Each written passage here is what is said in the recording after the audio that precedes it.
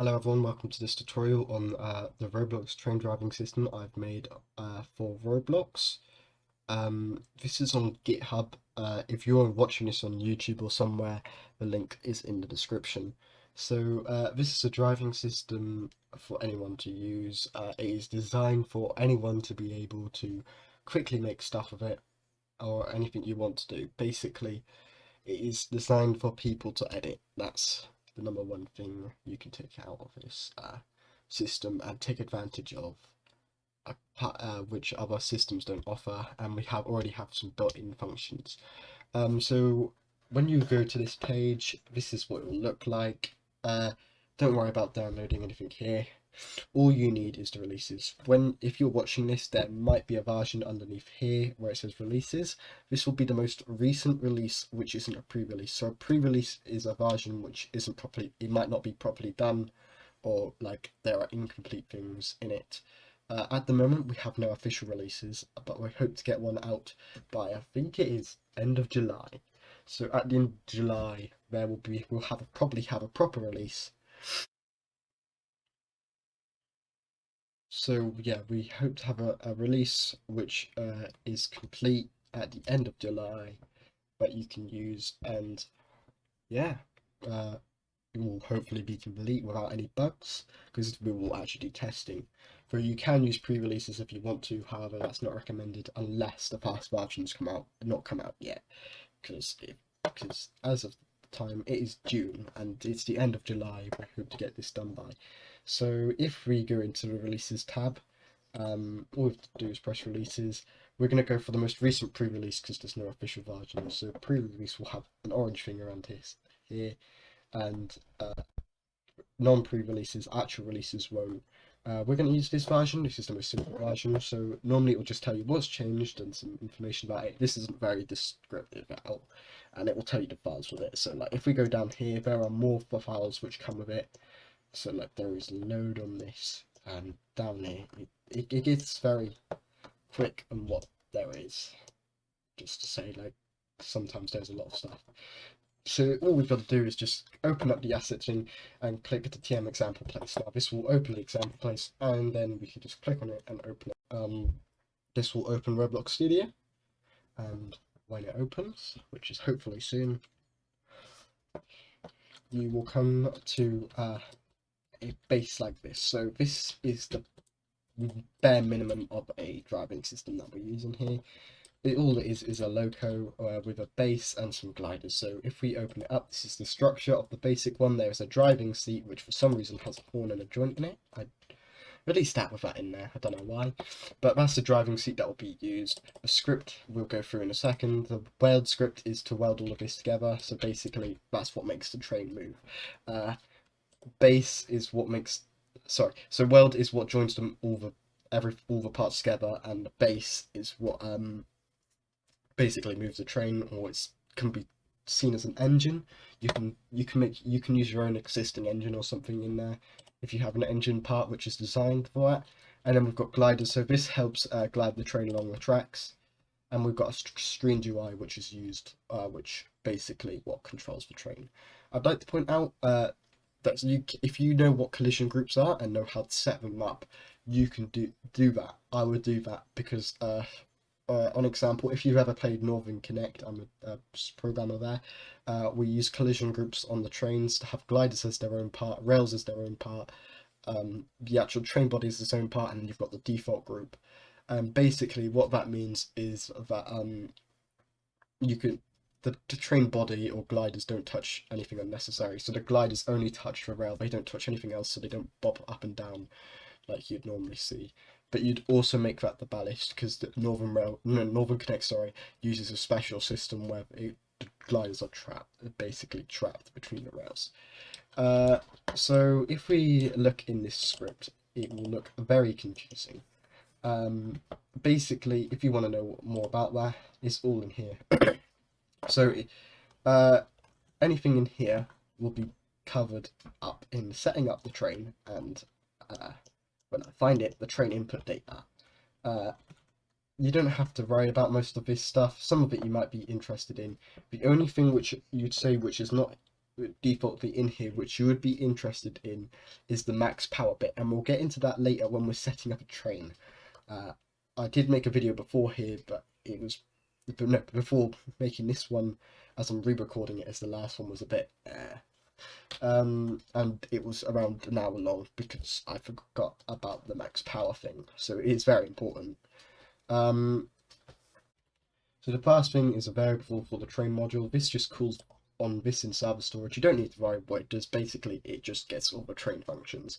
And then we can use a local new train equals train model.new. Basically, this generates our new train like script thing. So basically, this is just creating its own train and all the functions for it. Script.parent, this is the first parameter, is just a reference to the highest model of the train. And then the second parameter is a dictionary or table, whatever you want to call it. Or and what you do is you have all your train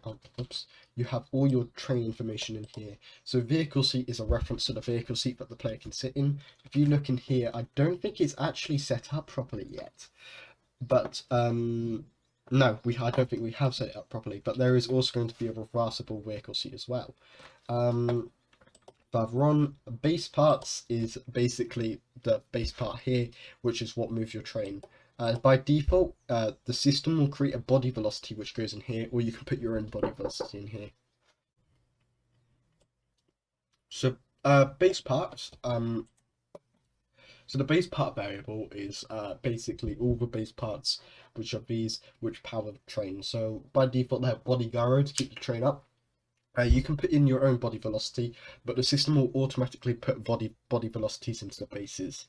Soon there will be a variable where you can change it to linear velocity, or literally just changing the base velocity in the base, which doesn't make sense. Basically, just leave it. It's fine at body velocity. People are going to have a go at me because body velocity is deprecated, but I haven't learnt linear velocity, and from what I've heard, it hasn't been properly set up, and Roblox will sometimes have it like freeze when the train starts to move, or any vehicles. So I am not moving to linear velocity at the moment. I am waiting till I know it is fine to use. I am using body velocity because that's what I prefer. Soon, if you are a developer and you have a problem with that, make a contribution. That's what I'm going to say. Make a contribution into local script and also into the train module script, because it will require you setting that up. Again, I am not implementing linear velocity. Someone else can if you want to have a go at that. Unless I learn it, which I probably won't. I prefer body velocity. Base parts can be either just a base part, just like a single base part, just reference to it, or you can put it into a dictionary. So this means is that you can put it into curly braces, which creates a dictionary, and you can mention multiple base parts. So multiple part of the trains are being powered by the velocity, and so if you have like two locos, top and tail, you can do that as it simulates it, as it will simulate like what would happen, if that makes sense. If we take this back out and also remove the curly braces, and then continue on. Throttle is how many notches there are. If you don't know what a notch is, basically, let's just use a car for example. When you put down the pedal more, as this is what I believe, the car will accelerate faster. So basically, a train most of the time have notches which lock in a certain position. Soon we're going to just create an option which basically allows you it won't have notches. It will basically be like a car pedal, but basically won't be limited to notches. But at the moment we just have notches. This basically you put the max throttle notch in there. So if you only want to have two notches on an idle, you'd only put 2. 5 would create 5 notches on an idle. 5 being max power, 0 being idle. Well, not idle, but basically no power. Brake is the same. The brake variable is the same as the throttle notch, apart from it's basically the other way around. It's the brake. It will be the same when we it's the same behavior as the throttle, apart from its deceleration. Throttle power is how many studs, which is the Roblox measurement system, that the train will accelerate at max throttle. This might be changed soon. Well, not change, but also to implement real life physics, because as you go faster, like in a train, the acceleration slows down over time. So we might implement that soon, and that could be slightly changed. Brake power is the same as throttle power, apart from, as you probably guessed, it's the power of the deceleration when the brakes applied at full. The throttle full time value is how long it takes to get to full throttle, which is whatever you got here, from idle. So it implements real life like acceleration. It won't go into full acceleration straight away. It will take time. Throttle idle time is the same as the previous one, previous variable, throttle full time. Apart from that's how long it takes to get from full to idle. No, sorry. Yeah, actually, yeah, that's correct. From full to idle. Brake full time and brake idle time, as you can probably guess, is the same time as the throttle for idle time, apart from that's how long it takes for the brakes to do the same thing. Max speed, I'm pretty sure that's obvious as well. That's how fast the train can go. However, in this version, I think the max speed is unlocked, which needs to be changed soon. GUI references to screen GUI. Just to stress, this isn't your own screen GUI. This is the one provided with the system, unless you put the script in there, the local script, because it needs to have that local script which controls the train in it. Custom modules is for plugins, if you ever use plugins, though however, when I do plugins, I think I normally enable them after this using the new train variable, which we'll get into later. And debug mode is we'll show you in a second. I'll show you what debug mode is. Basically, it comes up with a little GUI in the corner which tells you all the information about the train's brake throttle and speed. It shouldn't really be used as a proper one. It should only be used when debugging the train. Right, so this automatically works off the bat. So if we just press play, as you can see, we can just get in. And it works like that. Not very hard at all. The keybinds, by the way, are W is throttle up, S is throttle down, A is brake up, and D is brake down.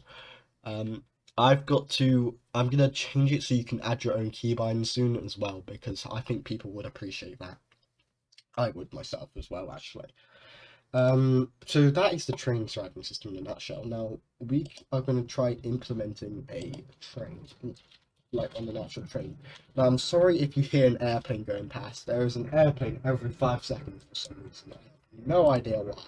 There's been so many planes today. So we're gonna rotate this. I'm gonna talk slightly louder. Sorry if that's quite loud. And I'm not gonna do this properly. When you're setting up a train, do this properly. Line it up with the tracks properly that you have.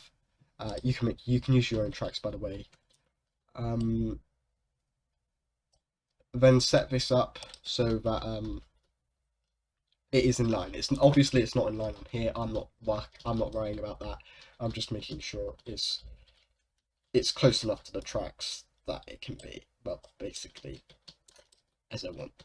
Well, it's just testing it, not a proper thing. Now we've got a class 66 in here. Let's set it up properly. So you can do it differently, but this is my way of structuring a train. Group it so that so you have all your train, like your train and your wagons, in there. So this might not make any sense, but basically just have the loco and wagons and another loco for them.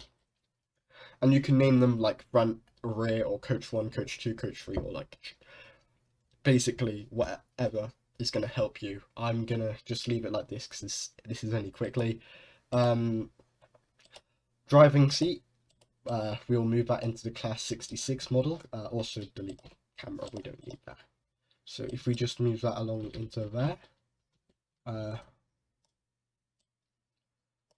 We can also make this transparent because we don't need to see the actual seat because there's already a seat there. Script will move into the model, not the class 66. The weld script we can move into the class 66 model, and for every coach you'd have a weld script inside. You would not put it in the model because that would weld the whole train together, and just don't do it, just trust me. And then base, I'm going to put close to the track. That's what I always do. I don't know why it's like that on here, but I always put my base close to the track.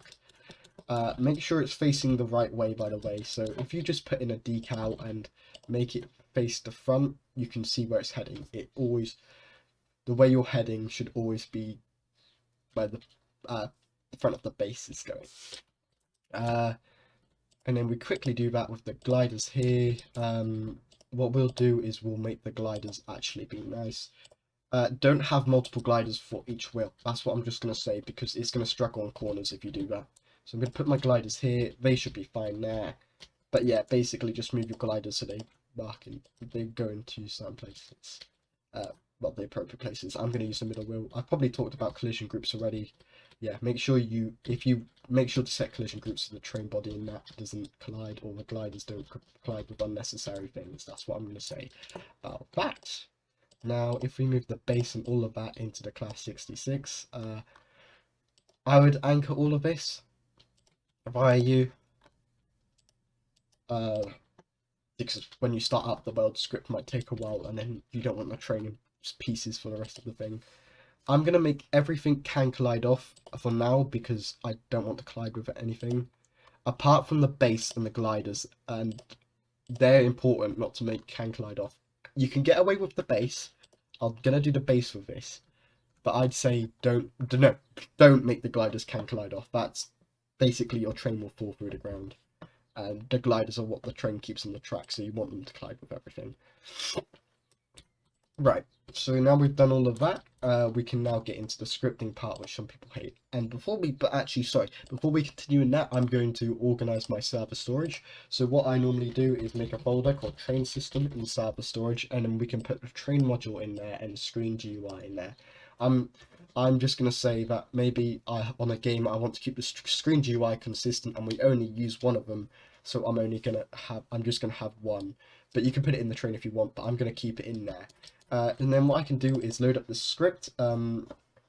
So we need to change this so it references the right thing. So we get server storage, and then we want to wait for the child train system, and then wait for the child train module. Now, some people might be screaming their heads off, other programmers. I'm used to wait for child. I'm going to keep to wait for child. If you have an objection against that, change it in your own script, and that's what I'm using for this, because I want to make sure it finds it. New train. So the fast parameters always got to be the top hierarchy of the train. That's what I'm going to keep in there. So I'm gonna keep script.parent. For vehicle seat, I only want one. I've only got one vehicle. No, sorry. We only want one vehicle suite. So we want to mention script.parent and go up there. Then we want to go into the class 66, as class 66 is part of there. And there's a thing called drive, which is our driving seat. So then we want to call it .drive. We want to do the same for the base part, apart from we want to call it, instead of drive, we want to call it base. And then again, we can put this in a table if we have multiple locos if we want to. Throttle, I'm going to keep the same. I've already gone through all of this. If you want to change it, I'm going to make it a bit more powerful. Class 66 takes some time to get acceleration, so I'm just going to put that in. Obviously, change this to what you'd expect and what you want. And I'm going to keep all of this on. Oh, and then screen GUI is the other thing we want to change, because we also did that. Again, I'm going to do what I did up there. I'm going to do the exact same as the top line, apart from I'm going to change it from train module to screen GUI.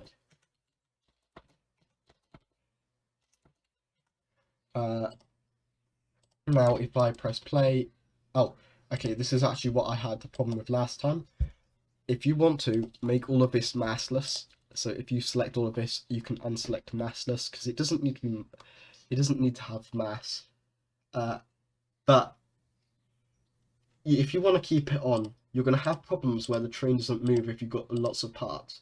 So the other thing you can do is give it a load of power. So if we look in here, we've got train input data, and we can nick max power. So we can put a comma at the end of here, and then put in max power, and then we can give it a lot of power. So don't worry about these underscores. That's just so I can see 5 million. I'm going to have 5 million power. And now if we press play, the train should move. If I took away the max power there and I didn't add it, the train wouldn't move because it wouldn't have enough power. But don't put your power too high, because sometimes putting your power too high means that the gliders will start to float in the air or go through the track, and you don't want that. Trust me. Right, and now if we move, the train should simply move like that if we use the W key and put it into full throttle. And that's really how you set up a basic driving system. With this system, it's not that hard. We soon hope have a custom GUI thing, so it is a proper GUI with throttle notches, and you can also add your own buttons. Again, this is designed for people to contribute and use it in their own script, but change stuff. If you look down here, there's some stuff about contributing and how to make your own plugin. If you want to do stuff just in one train, and you can do that, like you can write your own code. I suggest it. Like if you have a door open thing and you want, like, when the door's open, you want this script to anchor the train. There is a better way of doing it than just simply anchoring it through your own script. You can make a bindable event or something and link it to this train, and we can just use new train. So we can use this new train variable we set up here. We can just use a colon, and we can use our own function. This has got loads of built-in functions. If we go into here, if we go up here, you can see there are many functions. A lot of this you might not use, but it's useful in probably someone's eyes. Like anchor train. You can anchor the train and it won't have any issues with the driving system. The driving system will know, and it will let everything else know.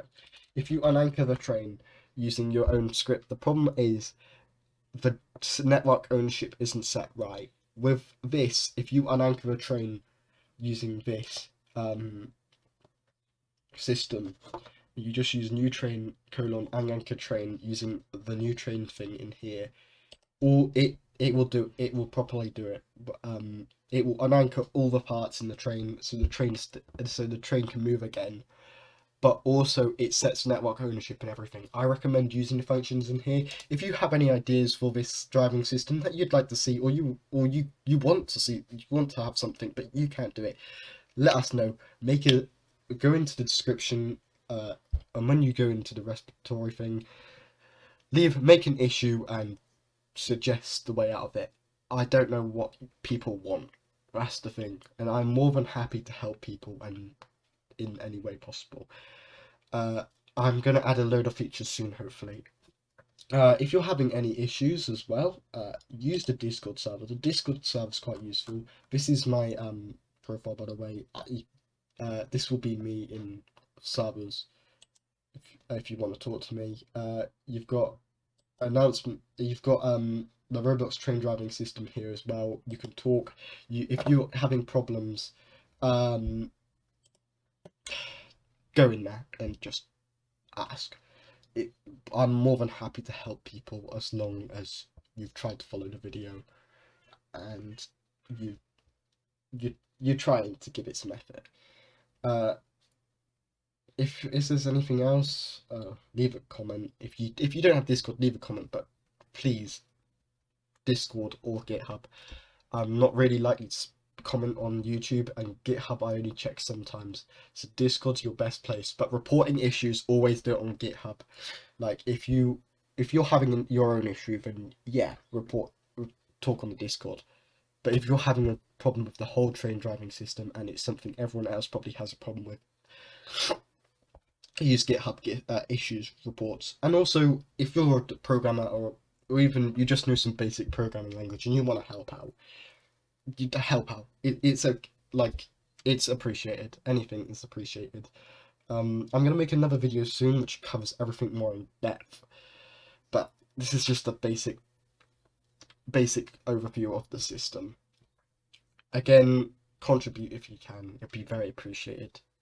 We need things like linear velocity and that implemented. As I've said, I'm not a fan of it, but if you want to implement it, we need help with that. We need help with a lot of things. We want to get a proper release out by end of July. So again, if you can help, please. And again, the Discord server's out there. I hope this tutorial helped you understand that system if you didn't understand it, or even just find something that you could use.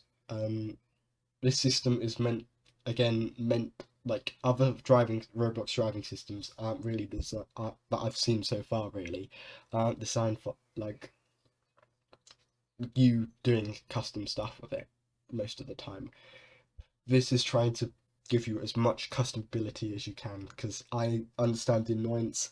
I was once a person who had no idea what I was doing about 5 years ago or 4 years ago, one of the two, and now that I know, I'm trying to help people as well.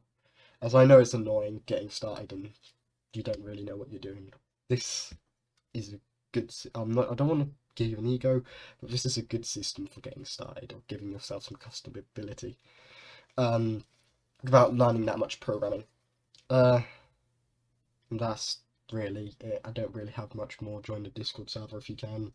I'm in some Roblox train community Discords, but not many. I don't really get involved that much with communities anymore.